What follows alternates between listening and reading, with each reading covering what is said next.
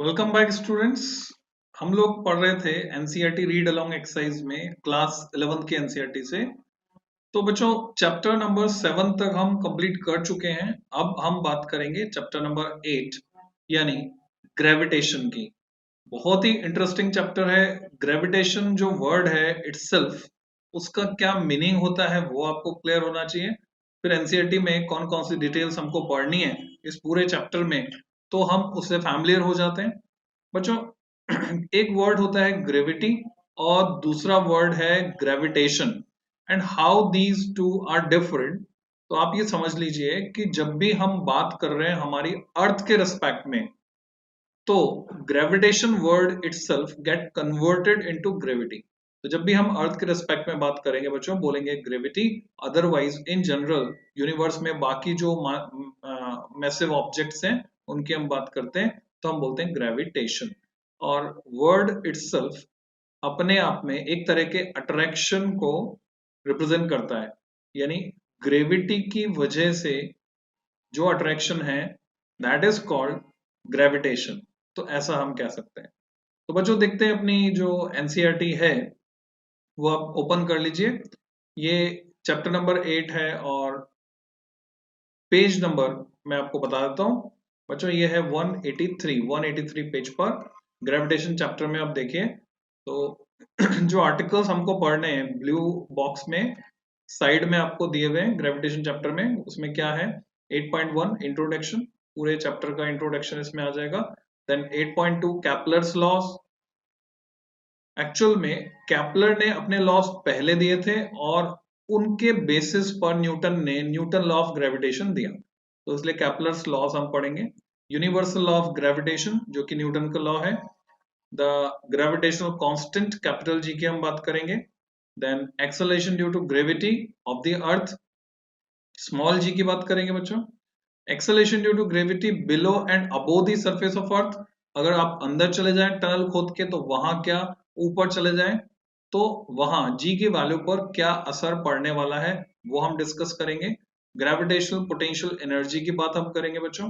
Gravitational potential energy क्या होती है, वैसे पोटेंशियल एनर्जी के नाम पर आप फैमिलियर हैं एक फॉर्मूला से mgh।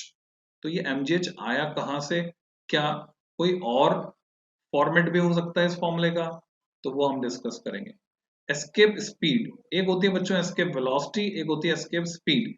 तो विच टर्म इज बेटर, तो हम यहां पर ये समझेंगे कि एस्केप करने के लिए जो वेलोसिटी चाहिए उसके साथ डायरेक्शन एसोसिएट करना अननेसेसरी है। कैसे, किस सेंस में, किस कॉन्टेक्स्ट में मैं बात कर रहा हूं, पढ़ाने के दौरान मैं आपको समझाऊंगा। तो जब हम डायरेक्शन एसोसिएट नहीं कर सकते हैं तो ये बन गई एक स्केलर क्वांटिटी, इसलिए इसको बोलेंगे एस्केप स्पीड। अर्थ सैटेलाइट्स उनकी बात हम करेंगे। नेचुरल सैटेलाइट भी होते हैं और आर्टिफिशियल सैटेलाइट भी होते हैं। आर्टिफिशियल सैटेलाइट में जियो स्टेशनरी भी होते हैं, पोलर भी होते हैं, तो उनका डिस्टिंक्शन हम समझेंगे। Then energy of an orbiting satellite, उसकी हम कैलकुलेशन करेंगे। आप देखेंगे पूरा ये जो सिस्टम है ये ठीक वैसे ही होगा जैसे किसी एटम में होता है। जैसे आप जानते हैं किसी एटम में इलेक्ट्रॉन जब चक्कर लगा रहा है न्यूक्लियस के चारों तरफ, तो जो सिस्टम वहां बनता है एग्जैक्टली सिमिलर सिस्टम यहां पर बनेगा बच्चों। Then geostationary and polar satellites, जैसे कि मैंने आपको बताया वेटलेसनेस, भारहीनता की स्थिति जो आ जाती है उसकी हम बात करेंगे, वो क्यों होती है एंड व्हाट इज वेटलेसनेस, ये होती क्या है और क्यों होती है। Then finally summary points to ponder exercises and additional exercises जैसे कि बाकी चैप्टर में होता है। तो बच्चों ये पूरे 12 पॉइंट डिस्क्राइब्ड है एनसीईआरटी के इंडेक्स में, ऐसे कह सकते हैं हम उसको इंडेक्स। तो क्योंकि एनसीईआरटी रीड अलोंग एक्सरसाइज हम कर रहे हैं, एनसीईआरटी का वर्ड टू वर्ड और उसका इंटरप्रिटेशन निकालना हम सीख रहे हैं, तो बच्चों आप स्टार्ट कर सकते हो अपनी एनसीईआरटी से। Article 8.1 introduction. Early in our lives we become aware of the tendency of all material objects to be attracted towards the earth, ये हम देखते हैं। anything thrown up falls down towards the earth, true। going uphill is lot more tiring than going downhill, अब घर की बात कर ले हम, सीढ़ियां ऊपर चढ़ना मुश्किल लगता है, नीचे उतरना आसान लगता है। Rain drops from the clouds above fall towards the earth and there are many other such phenomena। ठीक है, सब नीचे ही की तरफ गिर रहे हैं। Historically it was the Italian physicist Galileo. तो कहानी गैलीलियो से शुरू होती है। वो recognise the fact that all bodies irrespective of their masses are accelerated towards the earth। Earth की तरफ खींची चली आ रही हैं, एक्सेलरेट हो रही हैं, हिंदी में बोलते हैं त्वरित हो रही हैं पृथ्वी की ओर, विद ए कांस्टेंट एक्सेलेशन। अच्छा, उसने बोला ये जो एक्सेलेशन है ये कांस्टेंट है। It is said that he made a public demonstration of this fact. ऐसा कहा जाता है उसने इसको पब्लिक के सामने डेमोन्स्ट्रेट किया, यानी पब्लिकली उसको डेमोन्स्ट्रेट किया। To find the truth he certainly did experiments with bodies rolling down inclined planes. उनके साथ उसने एक्सपेरिमेंटेशन किया and arrived at a value of the acceleration due to gravity, वो उसने कैलकुलेट कर दी, which is close to the more accurate value obtained later। तो जो बाद में हमको g की वैल्यू मिली, जिससे आप फैमिलियर 9.8 मीटर पर सेकंड स्क्वायर, उसकी अप्रोक्सीमेट वैल्यू किसने कैलकुलेट कर दी थी पहले? तो जवाब है गैलीलियो ने कैलकुलेट कर दी थी बच्चों। ए seemingly unrelated phenomena, observation of stars, planets and their motion has been the subject of attention in many countries since the earliest of times। तो क्या होता था बच्चों, जैसे रात में कभी आपको मौका मिले छत पे सोने का, और ऐसी जगह जहां जैसे गांव में चले गए तो आप देखेंगे तो तारे बहुत नजर आएंगे, या किसी हिल स्टेशन पे चले गए जहां पर आसपास रोशनी कम है, रात में लाइट्स की रोशनी कम है, तो आसमान के तारे बिल्कुल साफ दिखेंगे अगर पॉल्यूशन भी नहीं है तो, है ना। तो पहले के टाइम में बच्चों ये टेंडेंसी बन गई थी इनको ऑब्जर्व करना, सभी लोग इसमें इंटरेस्ट लेते थे लाइट ऑब्जेक्ट्स में। जैसे कि आज भी कोई छोटा बच्चा है तो कहीं से रोशनी आ रही है तो वो उसको अट्रैक्ट करती है। तो ऑब्जर्वेशन ऑफ स्टार्स प्लैनेट्स, किधर से किधर वो मूव कर जाते हैं। आपको भी क्यूरियोसिटी होती होगी ध्रुव तारे को ढूंढने की कि वो कहाँ होता है, पोलर स्टार या pole star. Their motion has been the subject of attention in many countries since the earliest of times। Observation since early times recognized stars which appeared in the sky with positions unchanged year after year। तो ऐसा observe किया गया कि कई stars की तो position change ही नहीं हुई, जहां थे वहीं दिखाई दे रहे थे। The more interesting objects are the planets, जो चल रहे थे, which seems to have regular motions against the background of stars। ठीक है, तो हम ऐसा मान लें कि पीछे बैकग्राउंड में स्टार्स फिक्स हैं और उनके रिस्पेक्ट में प्लैनेट्स मूव कर रहे हैं। The earliest recorded model for planetary motions proposed by Ptolemy. बच्चों इसका जो नाम है स्पेलिंग है PTOLEMY, जिसमें P साइलेंट है, Ptolemy. About 2000 years ago was a geocentric model in which all celestial objects, stars, the sun and the planets all revolved around the earth। ये पहला मॉडल था जो टॉलमी ने दिया। उसने क्या माना था बच्चों? जियोसेंट्रिक, यानी फिजिक्स में चीजें आसान है, जो वर्ड का मीनिंग है वही मीनिंग है, जियोसेंट्रिक। आपसे कई बार क्वेश्चन पूछ लिया जाता है कंपटीशन में भी। जियोसेंट्रिक थ्योरी किसने दी? टॉलमी ने। क्या थी? अर्थ सेंटर पर है और बाकी सब इसके चारों तरफ घूम रहे हैं। The fact is somewhat different, और पहली थ्योरी यही थी जो टॉलमी ने दी थी।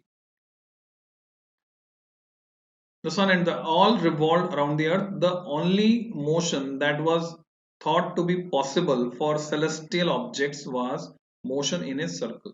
ये माना गया था कि सर्कुलर पाथ में वो चल रहे हैं। और आज हम जानते हैं कि उनके पाथ कैसे होते हैं। बताओ कैसे होते हैं? चलो ऑप्शन देता हूं। Circular, parabolic, elliptical, hyperbolic. तो हम जानते हैं इलिप्टिकल पाथ में वो घूमते हैं। Complicated schemes of motion were put forward by Ptolemy in order to describe the observed motion of the planets। The planets were described as moving in circles with the center of the circles themselves moving in larger circles. ठीक है, तो similar theories were also advanced by Indian astronomers some 400 years later। इससे मिलती जुलती और theories आई।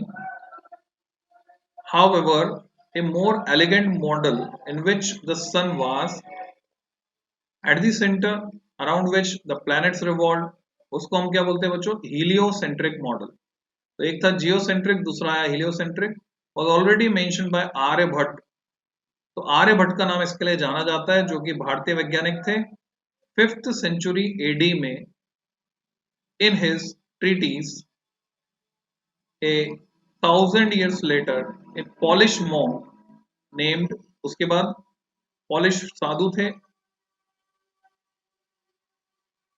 जिनका नाम था कॉपरनिकस। आपने सुना होगा नाम कॉपरनिकस का हिस्ट्री में।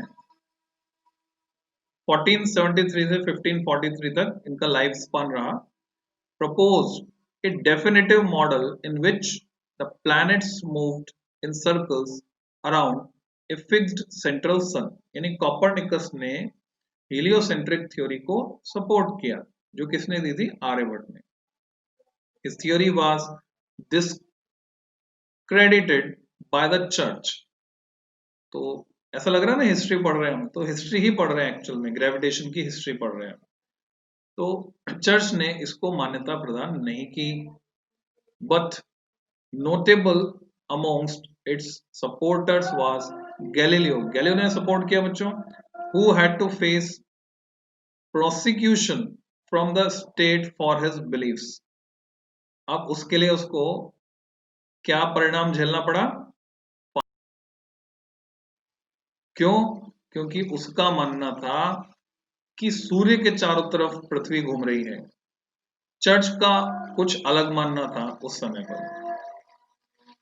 आज भी यहाँ बहुत से कन्फ्लिक्ट्स मौजूद हैं, जैसे जैसे आप पढ़ेंगे जानेंगे। It was around the same time as Galileo, a nobleman called Tycho Brahe। तो टाइको ब्राहे जो था 1546 से यानी 1546 से 1601 तक, हेलिंग फ्रॉम डेनमार्क, डेनमार्क का वैज्ञानिक था। Spend his entire life time, पूरी जिंदगी उसने लगा दी recording observations of the planets, उनको ऑब्जर्व करने में।